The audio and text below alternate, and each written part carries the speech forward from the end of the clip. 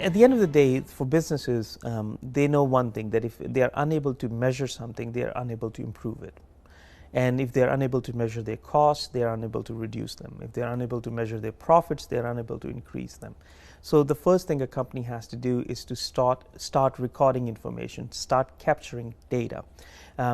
Data about costs, data about and then differentiated by labor costs and material costs, the cost to how much it costs to sell one product, and the total cost. And then you look at the revenue. Where is your revenue coming from? Is your 80% of your revenue coming from 20% of your customers, or is it the other way around? So first thing first, start capturing data.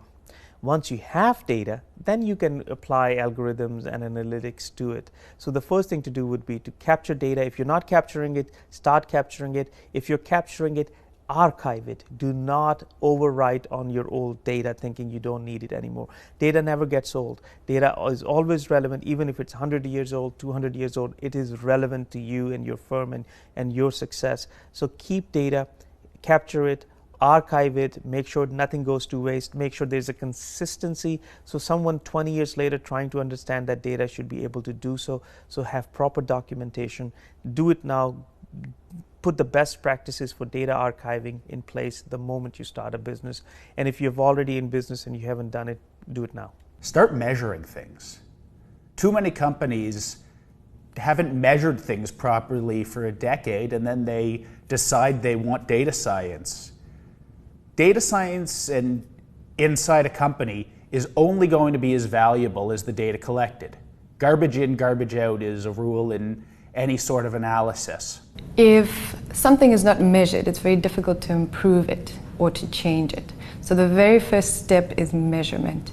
If companies have existing data, then they should start looking at it and cleaning it. If they don't have existing data, then they need to start collecting it.